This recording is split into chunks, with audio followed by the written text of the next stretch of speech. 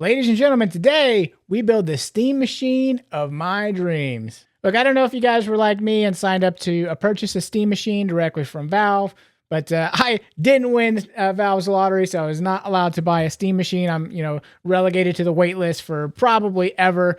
So I'm kind of decided to take it upon myself to build my own steam machine now that, SteamOS now supports, full AMD builds. And in a previous video, I talked about taking the budget of the 2 terabyte model of the Steam machine and then kind of making the best Steam machine we could for the price.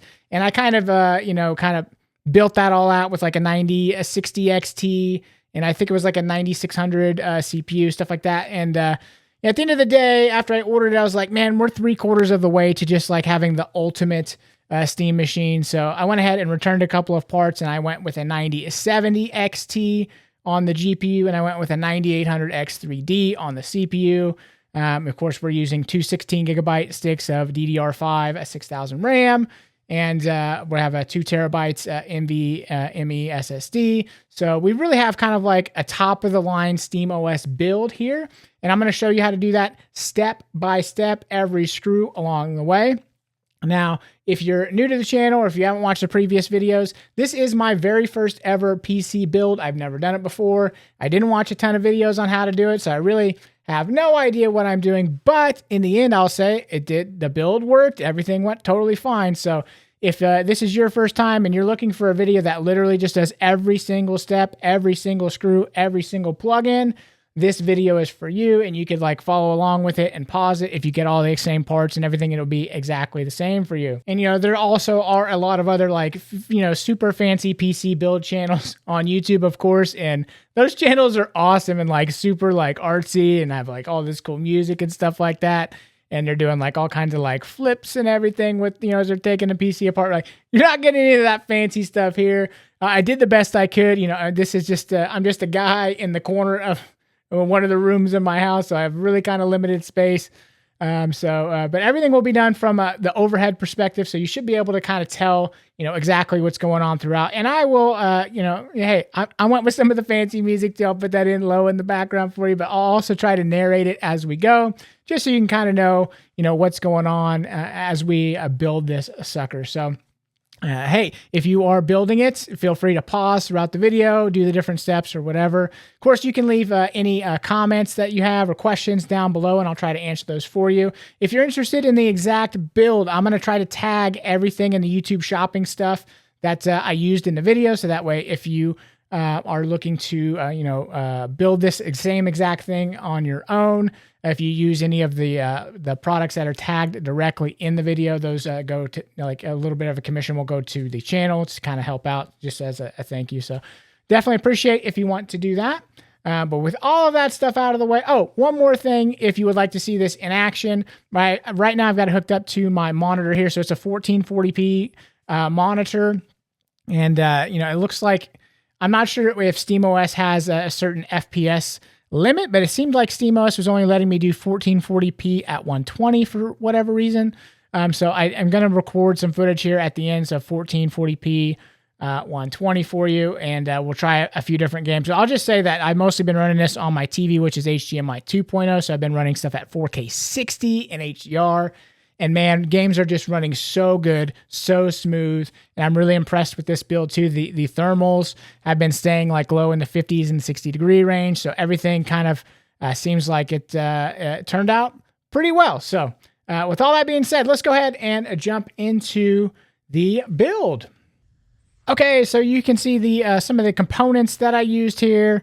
I kind of talked about it a little bit, but you can see the exact units there. The case that we went for here is a brand new Lian Li B4 wood model, and that was a partnership with Dan Cases. It's a pretty cool case because you can use it in the horizontal orientation, or you can do like I did and get this little front attachment, which holds enough for 3 fans in there, and you can go vertical with it.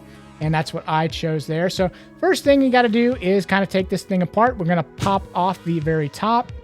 And it just kind of slides and then pulls right off. This piece, this is what will be the back of the unit.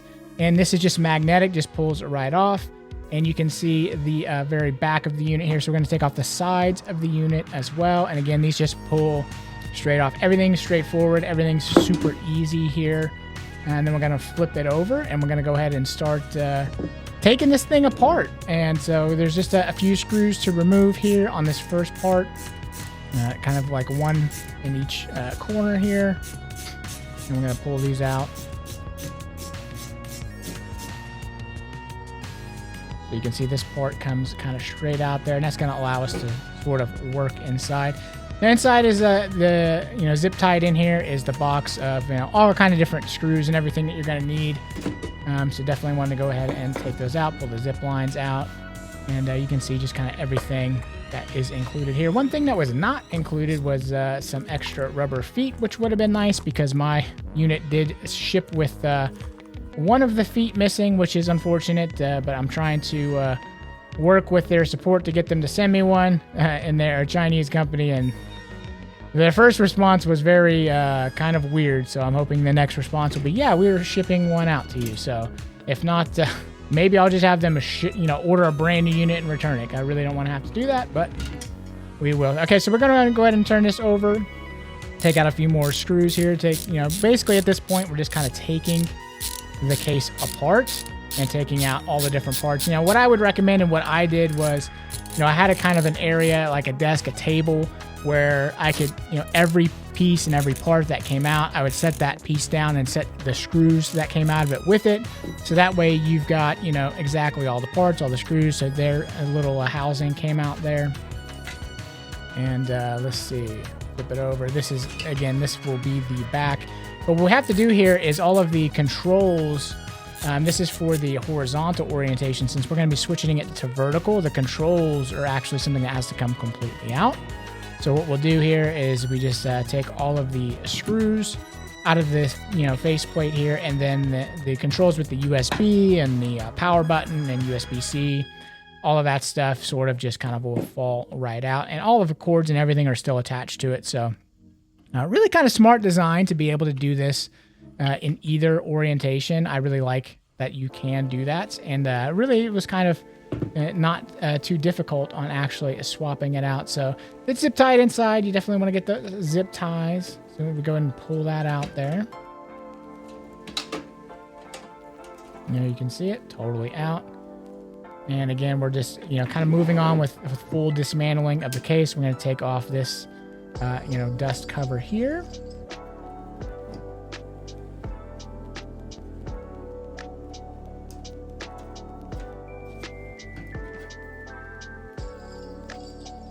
And take off some more screws. So this is the actual bottom of it if it was in the horizontal mode. So what we're doing is taking the screws out of the feet.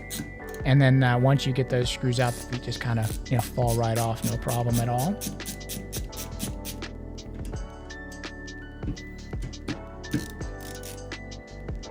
And again, this is, I did it all overhead, and I did my best to try to make sure that you could always see what was going on. And there'll be points that I zoom out into like a little bit of a wider format, which you're gonna see a bit more of a mess that way, but I wanted you to be able to see as much as possible. So I did my best to try to make sure that you could see at least, if not directly, you could see kind of where we're doing things. So the feet are off, and so now you can see if we turn this to the side here, we've got a nice kind of open case to work with. This is the Aero deck here, so this is the extra piece. This is available for $29.99. This is specifically if you're going to use the vertical orientation, which I am, because this is going in my entertainment center, and I do have like a nice big kind of open area that really fits this well if it's in the vertical orientation. Not nearly as good if it's in the horizontal. So, in there, again, you got some more cables and stuff like that, so just snip those out, take all that stuff out. And you can see here, this is the extra plate that we now need for the controls that we just took out of on the horizontal setup. So this is the bracket that's needed to basically connect this to the vertical orientation. So basically our controls just kind of slide up into this here.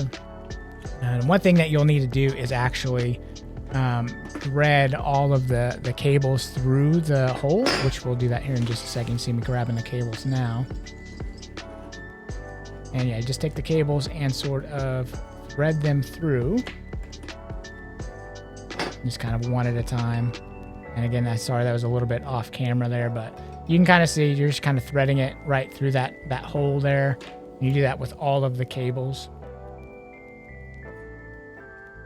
So you can see this is for the next couple of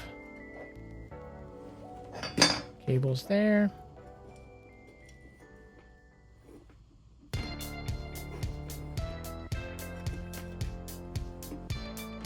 And then, of course, we've got two more.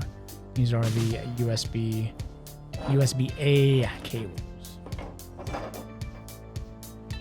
And that's one thing that I'm going to tell you up front. I got cable management. I didn't plan for, didn't really know, about. So cable management is really not covered in this video. It's just kind of like, I just kind of tried to tuck stuff out of the way best I could and kind of just shove stuff out of the way. You'll see that kind of stuff later on, but cable management, hey, I would definitely maybe even recommend watching a video if that's something that's important to you.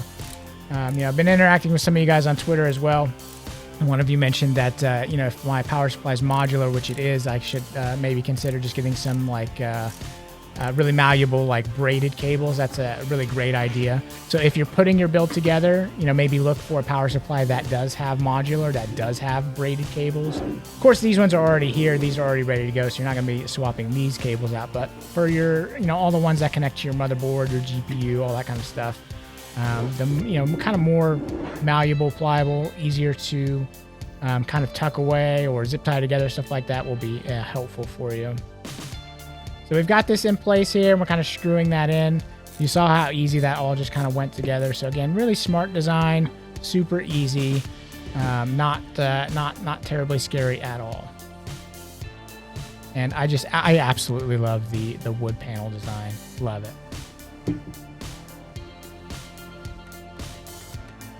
Okay, so back to our case. We've got one more piece we've got to take out here.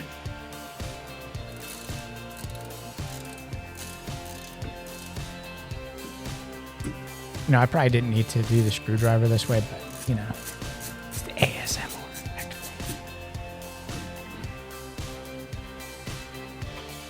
Okay, so back this side of the case, a couple more screws to take out. This is an insane amount of screws.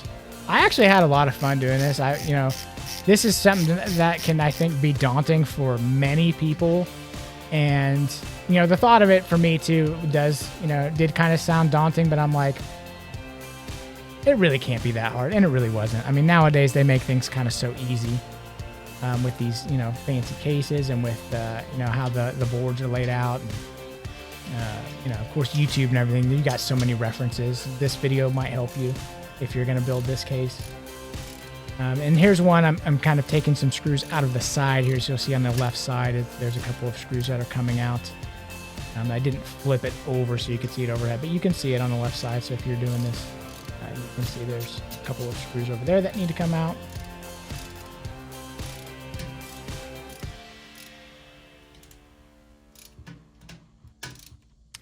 Okay, so now let's move on to, now we got the case disassembled. So these are some of our other items. We've got our motherboard here. I'm using the MSI 850M. And you can see that here. And really, when you open it up, you've got just the motherboard. And I think there is the antenna. So if you want to use Wi-Fi or Bluetooth, this is really important. And it's something I did not capture on video. But once the build is complete, that antenna has two little plugs that kind of go in, where you plug your HDMI cable and stuff. There's two kind of little copper post things, and you just kind of plug them in and screw them in, and then you can put that antenna wherever you want, tuck it away or whatever. But you definitely want to do that, especially if you're using Wi-Fi and Bluetooth. Otherwise, your signal quality is going to be quite bad. And just to give you an example, I tried to before I connected mine up, I tried to connect some AirPods to Bluetooth, and I couldn't even find them. Hooked that up, and everything was just worked absolutely perfectly. So just something to keep in mind there.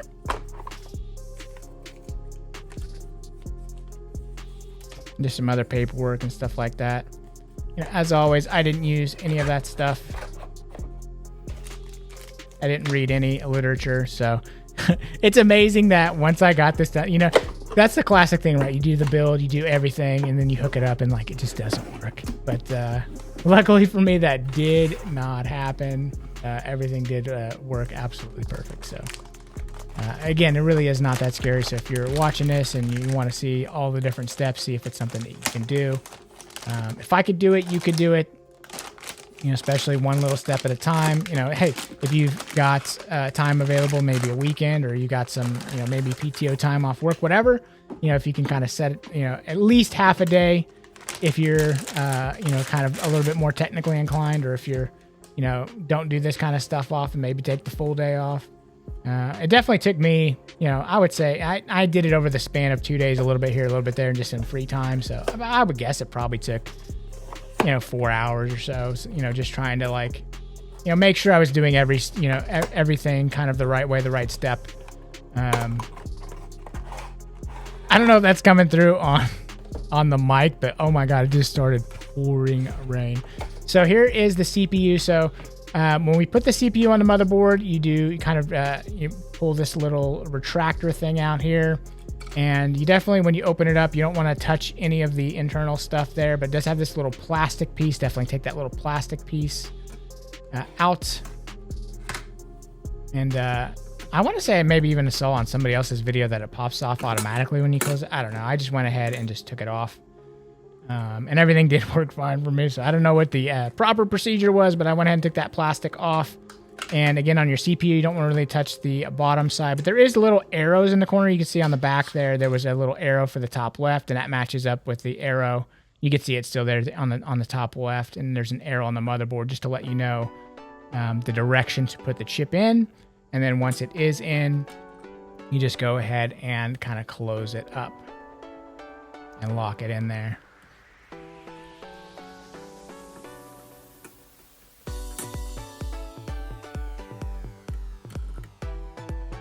Okay, so this is our RAM, which is, if you don't have it, God bless you. I didn't have it either.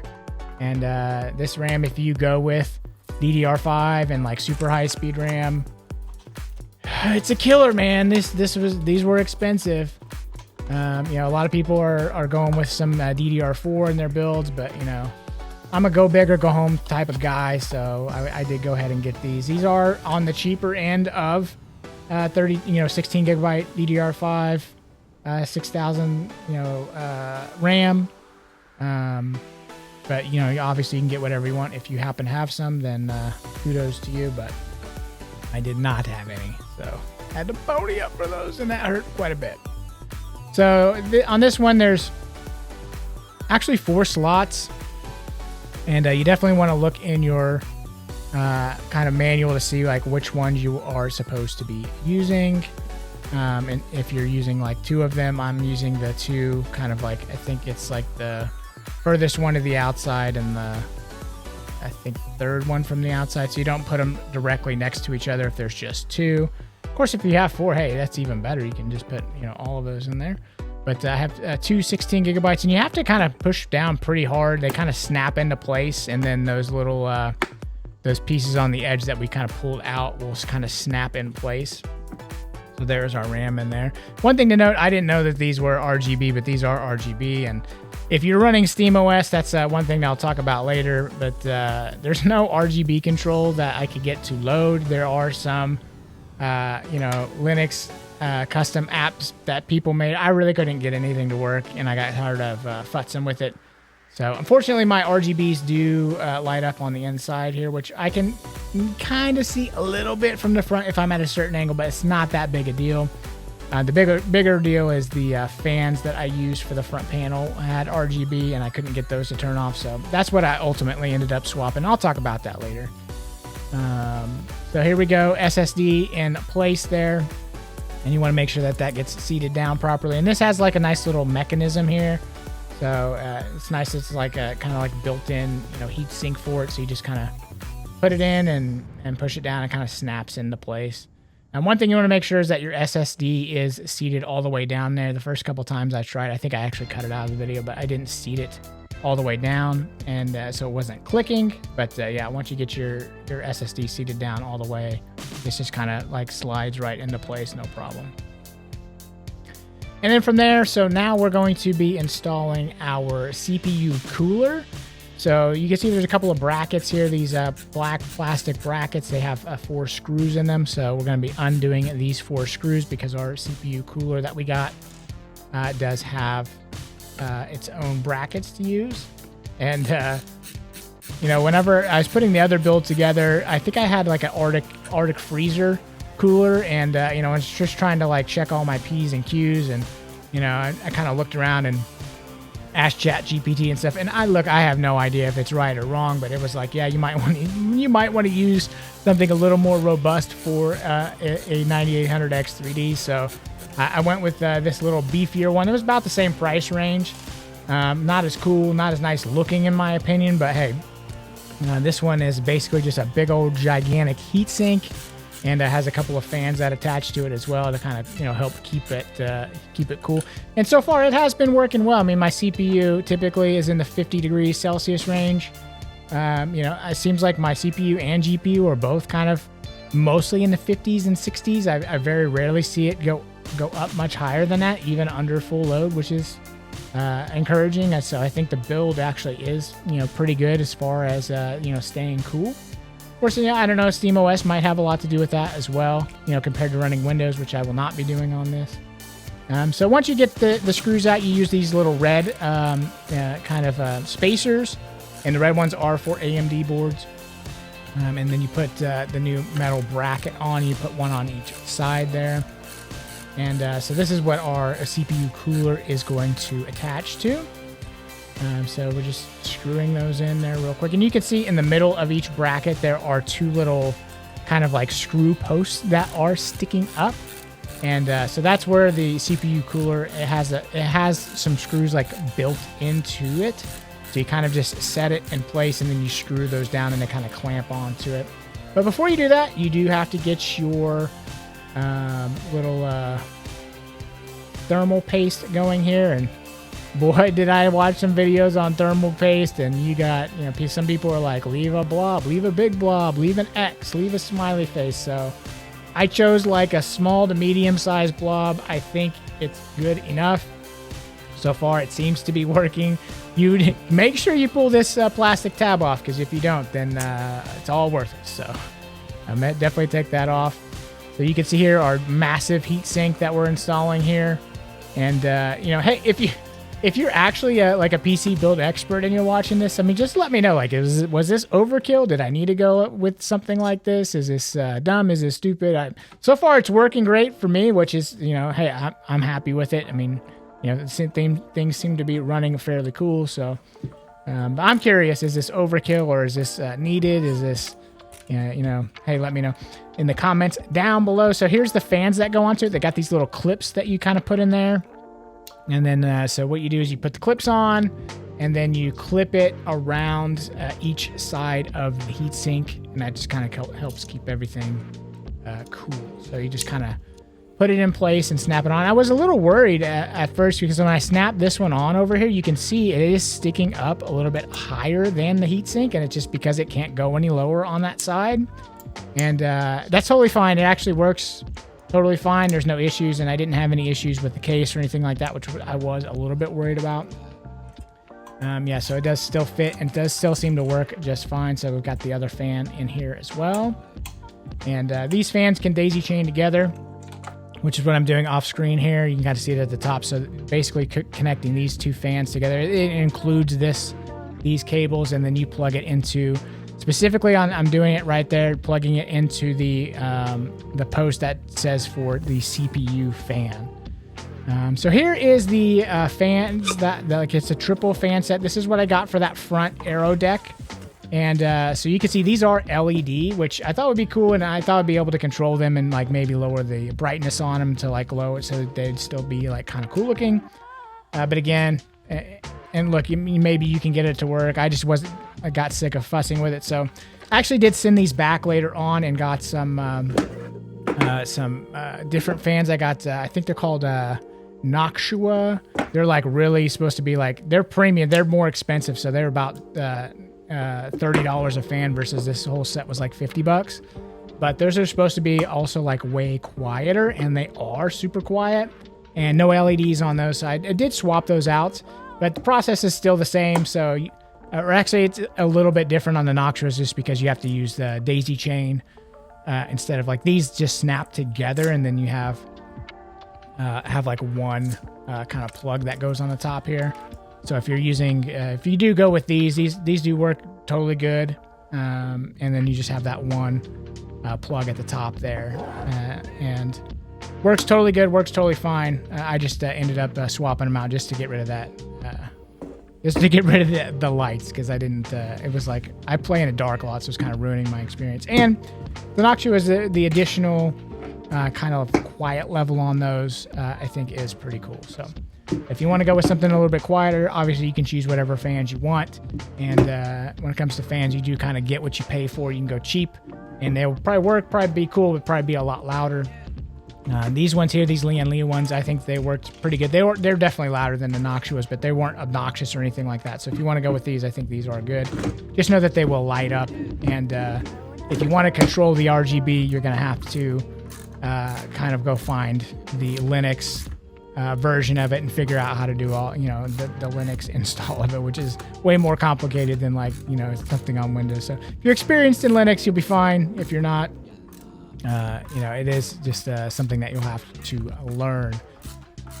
So basically we've got that inserted now. You feed the line through the same holes as the control buttons were. Do all the screws here. That'll kind of be all we need to do on this part of it. And I think the vertical with the 3 fans going in, I think that's a big reason why this runs so cool. It's just able to pull in so much air. So it's been great so far. And I think it looks really cool too. So like I actually got the brown Noctuas, and it's kind of cool. So like if you see it during the daytime and like through the grates, it almost kind of looks like speakers behind it. It's a pretty cool look. Maybe I'll take a picture of it and insert it into the video here. So if you see that, there you go. If not, I forgot. Don't kill me. So there you go. So we've got our front wood paneling there, just kind of magnetically reattaches there. And then it has like when you put this back on, there's like you kind of slide it. You can kind of see the screws go into that little hole there, and then they kind of slide into place. So you can kind of see it there on the top left, and then feed all your cables down through there. So this is the begin. This is the beginning of cable hell. Let me tell you. Actually, those cables aren't so bad, but once you get all like the big beefy power cables, that's when it's like, oh boy. So here's just another fan. So I went ahead and put another fan on the back of the unit just to kind of exhaust air out of the unit. If you don't want to do that, I don't think you have to, but I definitely did. So it attached a fan. Is that the way that it's in there? Oh, this is for this is for the bottom of the unit. Yeah. So this is not for the back. This is for the bottom of the unit. So we've got it pulling air in from the bottom. So that way it can, so basically the unit now will pull air from the top and air from the bottom in the intake, and then kind of exhaust it out the back. So totally optional if you don't want to do this. I figured like, yeah, I definitely want to, again, do all I can. So now we got that fan in. So it's time to put your motherboard in. Now the motherboard, you can kind of see on the bottom right there, like a big hole with all those little silver spikes around it. So there's a whole bunch of those. And what you want to do is when you put it in, just line up all those holes. It's really easy to do. And then you take your motherboard screws, and then you just screw in every single one of those. Obviously, with a motherboard, you want to be very careful. You don't want to be hitting anything else. You don't want to be dropping stuff. The screwdriver I'm using here is the LTT screwdriver, so it is magnetic. A really expensive screwdriver. Obviously, you can go to Lowe's or Home Depot and get a cheaper one. But I bought this a long time ago just to have it's kind of like my everyday screwdriver around the house.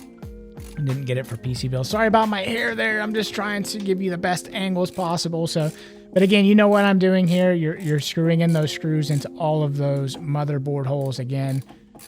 You could see if you need to scrub back, you can scrub back to where I pointed out that you know, the circles with all of the kind of little yellow lines all the way around them. So they're really easy to identify if you go with this same motherboard.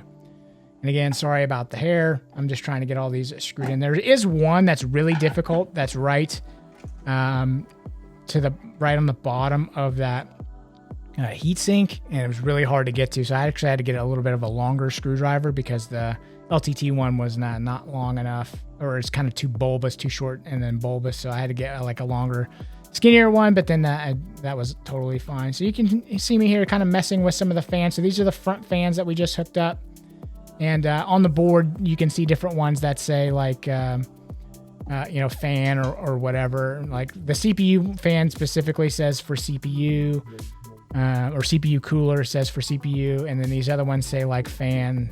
I can't remember fan 1, fan 2, but they're kind of all around the board. So you do want to be mindful of how many fans you do install and, you know, where you put them. You can do, it seems like 3, especially with no RGB, you can do 3 daisy chain, no problem, onto 1 if you need to. So like I've got 2 on the back and then 1 on the bottom. If you really needed to, you could daisy chain all 3 of those together if you get the appropriate cables. But I think I was able to hook them up all separate. So I think I have that one that we just installed. I think it's on one of the fan pins. I think I've got those 2 that are on the back. I think they were on a fan pin, and I think I've got the CPU cooler on its own pin, and I think I've got the 3 on the front on its own pin. And now you see me moving on to the other cables that are coming out of the Aero deck. So this is a USB cable. And again, you just got to look on your board to see where to plug those in. Most boards are going to have plenty of different kind of options of everywhere. You put like USB 1, USB 2, USB-C, and they are all labeled appropriately. But if you're doing this exact build, you can just, you know, hey, see where I plugged it in, and you can go plug it in the same exact place if you want to. And these are the 2 USB-A, I believe.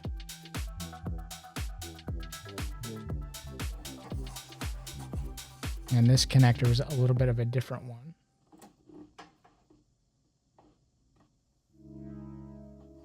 And this definitely, like, this is the part that kind of does get like a little bit scary for, you know, people who haven't done this before, because you don't want to, you know, bend or break any of those pins or anything like that. Now the fan pins have a very specific way. Like there's 2 little, like there's a black rectangle on the board, and then there's like kind of a black rectangle cutout on the pin, so you can kind of line those up pretty easily. But that's all we're doing right now, is connecting all the fans. Again, sorry about this terrible angle. But again, I just wanted to show you exactly where things are going. So that way, if you need to follow along with the video. So these are all the power cables. So this is from the power supply here.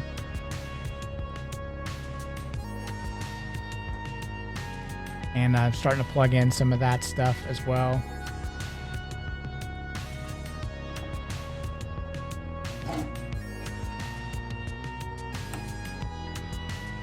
Some of those bigger ones take just a little bit extra force. So if you're going to push down on them, what I recommend is, you know, bracing the board with your fingers on the other side of the board.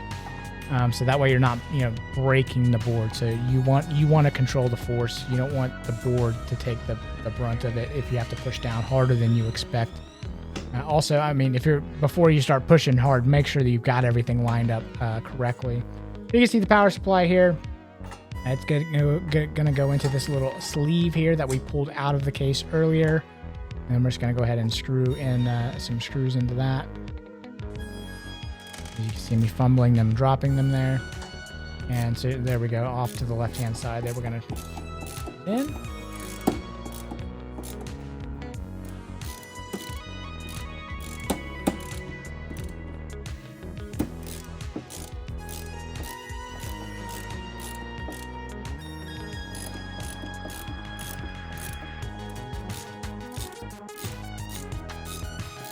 The satisfying ratcheting screwdrivers. And then once you get those in there, you're going to go ahead and plug in the little plug. This is coming from the case, so you can see there's a plug that comes from the bottom right, goes all the way to the other side. So that's for the power supply. Now you can see me starting to plug in different, all the different, pieces, the PCIe cables, the CPU cables, all that kind of stuff. And once you get all those cables plugged in, then we can move on to the GPU. And you can see this is where that's where the cable hell comes in. So if again, if you have more malleable cables, like now would be a great time to really focus on your cable management. I was just really focused on trying to complete the build and do the build and like get everything done. I was just like, well, I'll just see what happens with the cables. And if you take mine apart now, it's definitely a cable mess, but everything is still tucked away enough. Like none of them are hitting fans, and this is not a case that you display where you can see inside of it and stuff like that. So really the top and the front are kind of like your focal points, and it has those mesh sides anyway. So this is not one that I don't think you really need to worry about too much as far as the way it looks. So as long as everything is out of the way and it's not hitting fans or anything like that, then I think you're good to go. And that's what I ended up doing. So you see on the GPU, there's a little plastic piece. You definitely want to take that off the connector. And on the back, on your ports, there's little black plastic connectors and stuff too. So you'll want to take those off as well. You can see me highlight there in the video. There, I did off screen. I forgot to record that part, but I did have to unscrew 2 of those for the GPU, so that way it could slot in there. So sorry about that. I didn't do that on camera, but it's just 2 screws. You just pull those 2 metal parts off. And you use the same 2 screws to screw in the GPU once you get it slotted.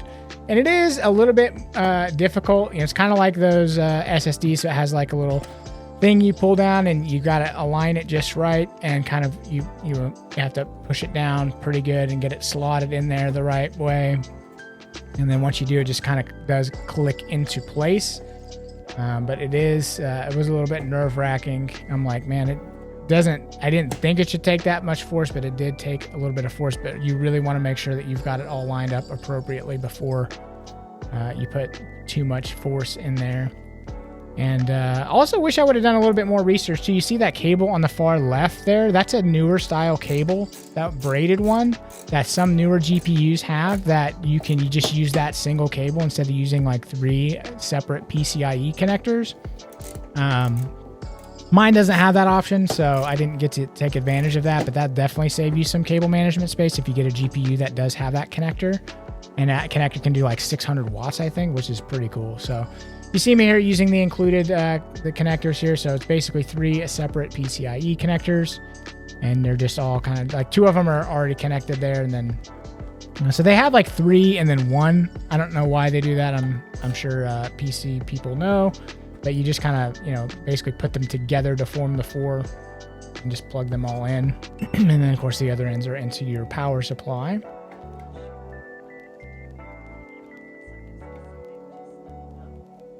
I have no idea if that came through or not, but Siri on my phone just started talking to me. She's so stupid. Even on iOS 27. I know I see people out there being like, it's awesome, it works so great now, but I still have lots of issues with the new Siri. I mean, I think people are blowing a little bit of smoke of how great it is. It's okay. It's like acceptable. It's still not great in my opinion yet. Maybe they'll get it there. So we're moving on here. We're still doing our connectors. Again, you can see the cable nightmare we're getting ourselves in here. And hey, the first time PC builder, didn't do any research. I was just like, yeah, we'll figure it out. And that's kind of ended up being what I did. So you can see me just kind of like right here, just trying to figure out what to do, where stuff goes. And ultimately, I've got to get this power supply in the case, and I'm like, I don't think I can get it in there with all of these things plugged in. So ultimately what I did was I unplugged. You can see me just messing with it here. And ultimately what I ended up doing was unplugging them from the CPU. We'll see that here in just a second as I'm just trying to like figure out what I'm supposed to do here. And I sped it up for time, but you can see me trying to just like shove it in there. I wanted to include it just so you could see the process of like, okay, I did detach them all and I pulled them all through to the other side. So that way I could go ahead and get the power supply in. and then reconnect them. So you can kind of see me just like playing with them, rerouting them, just trying to get them a little bit more manageable, because we have to fit that whole power supply in that slot right there for this particular case. So I even had to disconnect some stuff and reconnect some stuff, but everything goes in those same spots. So, so there you go. You can see the power supply has everything removed from it. We're going to slide it in here and get it attached. And again, you want to use the same screws that you had set aside that you took apart the case with earlier, the bracket. And you can see it just kind of lines up there. You can use that little, on the very bottom there, those little posts, you can kind of use those as your guide. And then kind of screw in your screws from there.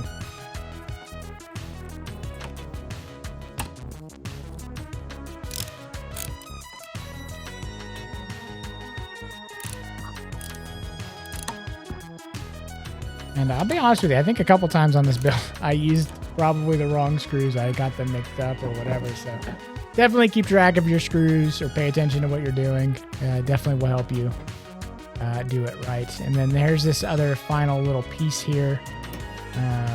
You can see me kind of struggling with it here. Basically, on the top side, it's off camera there. I'm sorry about that, but you have to like slide it in a certain way. You have to like slide it underneath something, and then you have to get that screw there, and then the two screws go in on the top here. I thought I was in the widescreen. I wasn't, so I do apologize about that. So just kind of try to describe it for you. There is that on the front side of that, you're kind of slotting those like kind of like down and in to position, and then of course you can kind of screw in those screws from here. And this is one I might have used the wrong screw there. You can see me struggling a little bit. But, hey, we're just gonna force it in, even though you shouldn't do that. I'm a rule breaker. I've always been a rule breaker with stuff like that. So don't do what I did. Do it. use the right screws. That's definitely the wrong screw. And then so as far as cables go, yeah. I mean, look, I'm gonna be honest. I didn't do a good job of worrying about cable management. So basically what I tried to do is just kind of, tuck everything in as best I could into all of these sort of like open areas. Again, if you have the braided cables and you plan ahead and you work on your cable management a little bit more during the process, I think it will be a little bit easier for you. I did not do that. So I definitely struggled a little bit with the cable management side of it. Again, I do apologize for this angle. I really wanted you to be able to see like absolutely everything. I think I'm screwing in the two screws on the front side of that plate now, I believe is what's going on here. And then, we can put the vented side on here. So we're going to put the side back on this side. And again, they just kind of like slot in and slide down. So the side panels are really nicely designed. They just come in and out. So again, see me working on the cable management because I got to get that side panel on there. So it needs to be flush against where the case is. So I just kind of shoved it in. And I did a little bit later, we kind of rework it all a little bit as well. So, but again, the important thing is just make sure that you've got the cables to where they're not going to be hitting any fans. I think immediately when I did turn it on the first time, it was hitting fans, like some of the cables and stuff. So I kind of got back in there and just tried to clean them up as best I could, just kind of move stuff around to where they're not going to hit the fans. And ever since I've not had any problems. I've not heard any fans hitting any wires or anything like that. So that's good. So, and you'll hear it for sure. There'll be no doubt. So if you don't hear anything, smacking a fan, I think you're good to go. So this is on the back side. So this is just a magnetic plate going on the back. So you just kind of slap that on the back. Again, I do apologize about the angle. I thought I was on the wide angle here. I was not. And then on the top, this just kind of snaps in and slides toward the front. There you go. You can kind of see me play with it a little bit there. Just kind of set down, slide up. And it will snap into place and you'll feel it and everything will look like nice and flush. So there you see it. That's the final product there. Our ultimate steam machine. Look at that bad boy. Isn't she pretty? Well, now that we've got that done, let's power it on. Oh, we got to take the plastic off here first, and then we're going to power it on and see how things go. Now, first thing I'm going to show you is just like a off-screen shot playing on my TV, and I was in 4K 60, and I had not optimized that game or anything yet, so if you're pixel peeping the FPS, don't worry about it on that one. I definitely got that game running 4K 60, no problem at all. So there we go. And then some actual, after this, we're going to have some full actual game capture footage, like 1440p. Here at the end, so you can see, and you can see at the bottom there, you see those LED lights. Boy, those suckers are bright. You can see why I changed them out. But this game here, this is Directive 8020, and I'm a sucker for a good opening, man. They killed it with this little song here at the beginning, and man, if you like choice-based games, this one was fun. It's not my favorite. Like, I like the Dark Pictures games are all like, they're all kind of good. They're all not great. They're all not bad. They're all just like kind of good, and this was no different as well. Okay, so now we have Assassin's Creed Black Flag resynced, and I think I said earlier we're going to do 1440p. Now I went ahead and just did 4K 60 for you because that's basically what my TV is hooked up to, and YouTube 120 hertz is like not really an option anyways. So I figured let's go ahead and do 4K 60 here for you. So I've been playing a lot of Assassin's Creed on my Steam Machine build here, and it has been like immaculate. Like, it runs and looks like it looks so good. It runs so smooth, and I'm very happy that you don't get any of those like PC jank, like hiccups and stutters and, any of that kind of stuff. And at least to my eye, I've been playing it 4K 60 on a 75-inch TV, and it's been just absolutely, totally awesome. So I'm just going to show you just a little bit of footage here from Assassin's Creed. I'll try a couple other games as well to show you how it performs. So we're going to do a couple Resident Evil games, Resident Evil 4, and then another more modern game that came out this year, Resident Evil Requiem. Just couple of sequences just so you can kind of see how it looks and how it performs. But I would even say probably game capture probably doesn't even do justice to just how good, how fluid everything looks. And I'm just very pleased too with how cool the system runs. I mean, you can see here we're like in the 40s and temperature wise on the GPU. CPU's a little bit, GPU's in the 60s, and the CPU looks like it's in the 50s. Hard to tell with the extra text on this game here, but at least from my experience, anytime I've pulled it up, even like under heavy load for, like after an hour of play, it's still been, in the 50s and 60s, and it rarely gets much higher than that. Now, maybe this is not a super demanding game. This is what I've been playing the most so far. I did a lot of other testing. I played at Directive 8020 exclusively on this as well, and it did absolutely great as well, running 4K 60. So you can see we're going to do Resident Evil 4 here. Again, this is running at max settings.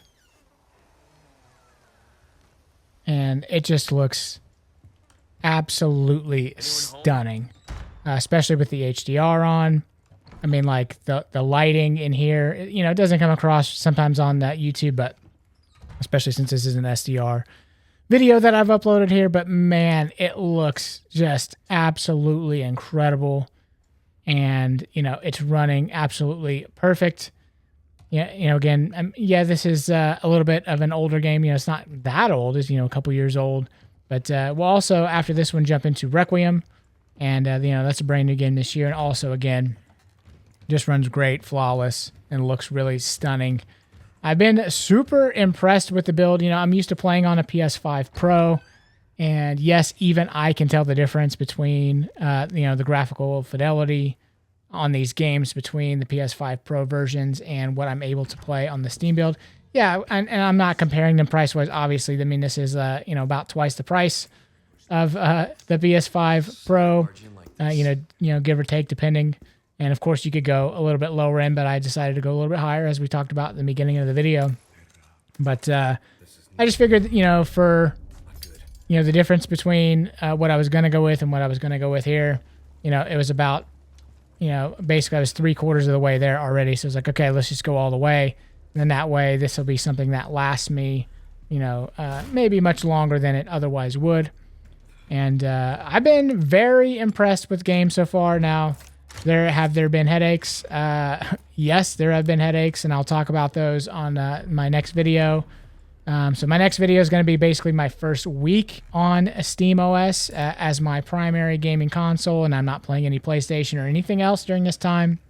I'm going to do that for a full 30 days. And yeah, so I'll definitely be talking about in depth each day how it went, what I did, what I played, you know, any issues I ran into, things like that. So you know, if you've gotten through this whole video and this is something that you're considering doing, definitely get subscribed and stay tuned for the future videos, because the next videos on the channel are going to be basically chronicling this whole first 30 days. And I'm going to talk about all the experience from using the store to, you know, achievements and, you know, basically like what I'm looking for and what I'm doing on my PlayStation. Like, does this meet and exceed or fall behind in any of those expectations? Because I think it definitely exceeds in some areas and it's definitely lagging in other areas. And yes, there are PC headaches along the way, but so far this has been the most, I think, console-like experience that you could get for PC. And it's been really awesome. Like, you know, I can basically run upstairs and, you know, turn the controller on and it boots up the PC and, you know, I'm off and running. But, you know, it's not without its issues as well. And again, if you want to hear about those, definitely get subscribed to the channel. But when it comes to playing games, as you can see, man, these games definitely run and play great and look absolutely stunning, totally beautiful. And I'm very, very impressed with how well these games run. Like, even on PS5 Pro, it seems like, you know, you could tell where there's some kind of trade-offs and, you know, image quality and some of the different things that they do to get, you know, the 60 FPS. And I've been very happy with PS5 Pro. I mean, it's basically pretty much gives you like the graphics 30 FPS mode that's on PlayStation 5 and gives you that same kind of fidelity and sometimes more at 60 FPS, which is typically what I'm looking for. I like 60 FPS. That's what I want for single-player games. And this has definitely given me that no problem at all. And it's mostly been giving it to me at full 4K with little or no upscaling. I mean, basically no upscaling. And so that definitely lets me know that especially I've got some headroom for this unit. And even as FSR 4 and new games come out, I think this is going to be something that does last for quite a few years, especially with how well Valve optimizes for SteamOS. I mean, they've really done a pretty stellar job with the Steam Deck, so that's kind of what I'm going on there. And you know, even on the SteamOS so far, since I've been using this, that, you know, last night they pushed out an update for a SteamOS update specifically for fixing the HDR in Assassin's Creed Shadows. So it's like really cool that the platform holder pushed an update to fix a problem with the game. I don't know. Now, I don't know if it was OS related or if it was game related or what, but they took it upon themselves to fix the issue, and they definitely did so. So it was definitely really cool. Here you can see Resident Evil Requiem, and my goodness, this is such a beautiful game. And as you can see here, stellar again. You know, it's running full 4K, 60 FPS, no problem. Everything is to the max that it allows for. And yeah, just super impressive. I mean, and this opening sequence is one of the heavier sequences in the game, even though there's not like zombies or a lot of action or whatever. Like, this is, yeah, they definitely put a lot of money into this stretch of road here to kind of wow you right off the bat, with all the rain and the stores and the, you know, the lighting and everything is just absolutely totally stunning. And this is the best version of it I've seen. I've played it on PS5 Pro. I tried it on Switch 2. You guys have seen it on the channel. I've run it on PC handhelds. And this is absolutely the most stunning version that I've seen. It looks really incredible. And I mean, you can see here, even I'm going to go ahead and skip this cutscene so we can get to the little bird fly pan up that we like to do in all those comparison videos if you saw them on the channel. But hey, this would be a really good time if you guys made it through the entire video. Whether you're going to do this build or not. Hey, I appreciate you making it all the way to the end. Definitely drop a like on the video. Subscribe to the channel if you want to hear about my experience on SteamOS here in the next little bit. And I'll definitely be doing more videos on, all kinds of stuff, related to this. So, more handheld videos and more, basically running through how SteamOS is running on my Legion Go 2 and, how it's like jumping between this Steam build machine here and my Legion Go 2 and my Steam Deck and all that kind of stuff. So if you're interested in all that, please consider subscribing. If this video was helpful to you, if you're going to build a PC and you're going to use any of these parts, if you want to use the YouTube shopping for any of the items, if they happen to be in there, hopefully they are, that definitely will help the channel out as well. Of course, you can throw a super thanks on the video. You can, become a member, join the channel. Basically, just supporting me and the work that I'm doing on the channel. And, I think our game recording freezed here. But, as always, thank you guys so much for watching. There's just a little bit more footage here on Resident Evil Requiem. I'm just going to kind of let this play out here the last few seconds. And, hey, thank you guys so much again for watching. Appreciate all the support. And hey, if you want to interact with me, definitely the comments down below, or you can do that on Twitter. My Twitter handle is the same as it is here, BlameItOnRyen. That's with an E. And, I'll leave you with a little outro here. We'll just say, bit of advice. Just because it can flush doesn't mean you should. We'll see you next time.